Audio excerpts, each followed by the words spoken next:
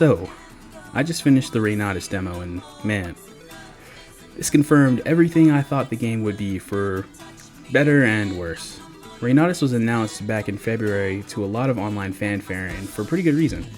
This game wears its inspirations on its sleeve and I mean, look at this guy. Remind you of anyone? Now the director has been pretty vocal about his love for Tetsuya Nomura's games, but when they announced there would be an official World Ends With You crossover with quests and the characters from Nioh, well... What is that, bro?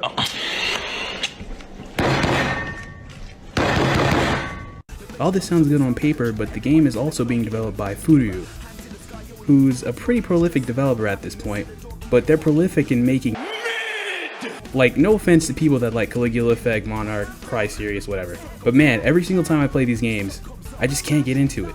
The combat is way too bland, or unintuitive, or just boring. So when I saw the gameplay in the trailers for Reynatis, I was a bit worried. It had a lot of the same things I didn't care for in the previous Furyu games, like flashy but impactless animations, and a lack of overall combat depth. But I love The World Ends With You, and I mean, I love The World Ends With You. So much so that if I can get just one more crumb of World Ends With You content, then I can look away from my concerns, until I got my hands on the game proper.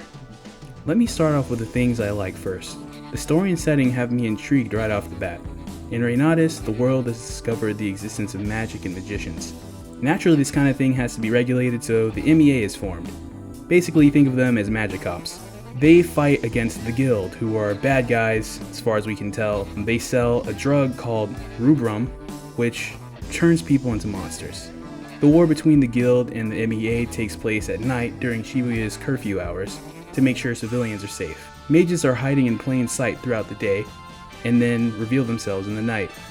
In the game, you have dual protagonists, Sari, who's a straight-laced member of the MEA, and Marin, who's neither MEA nor guild member. An edgy guy who's discarded his past for the sake of strength, blah blah blah. The kind of usual thing you get from these games. Neither character really sticks out as particularly unique or interesting, but I'm hoping as the game goes on, they'll continue to develop and grow on me a bit. Now on to the not so great. I'll get the superficial stuff out of the way first. This game looks kinda rough. I know it's a lower budget title, but these character models look really off-putting sometimes, and they'll zoom in on them just to show you. It's kinda ridiculous. Now there is a sense of style here that's attempting to make up for the low budget, and it works sometimes. There's some great use of lighting here, bright and flashy colors. It makes the game really come to life in the pre-rendered cutscenes, and especially the combat, which, speaking of, yeah, it's what I feared. Combat, and to a lesser extent exploration, works in two modes, Liberation and Suppression. Liberation mode allows you to access your magic powers while Suppression does not. The game has a pretty simple combat loop of mashing square and mixing it up with triangle and circle to use your extra skills. Things are supposed to get more interesting when you run out of magic, putting you in Suppression mode. In this mode, you dodge enemy attacks and regenerate MP.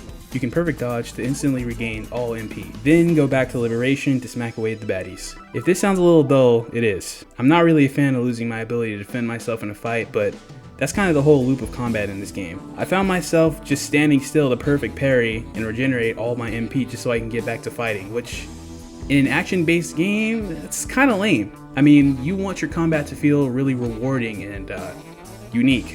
But there's not really a whole lot you can do to really mix things up here. You can use your skills in between your mashing, but there's nothing like timed inputs, directional inputs, holding square down to do a heavy attack or something. Now in the final fight in the demo, you get access to another character in your party.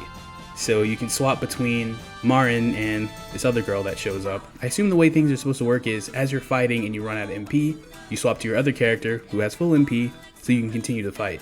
And as you're fighting, you can dodge and perfect dodge so that you can constantly regenerate without running out. This has some promise, and I think the further you get into the game, the more fun the combat can get.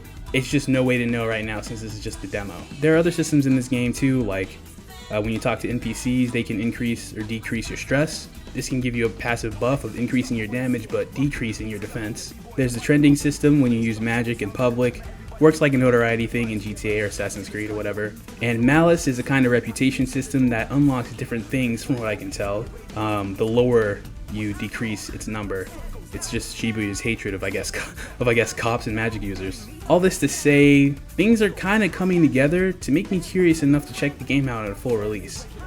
Unfortunately, the next few months are kind of stacked, so this one might have to wait on the back burner. But I really do hope Reynatis can prove me wrong. I'm still interested in this game, and I love The World Ends With You, so I'll probably play anything that has content from it. Anyways, thanks for watching. Goodbye, and good night.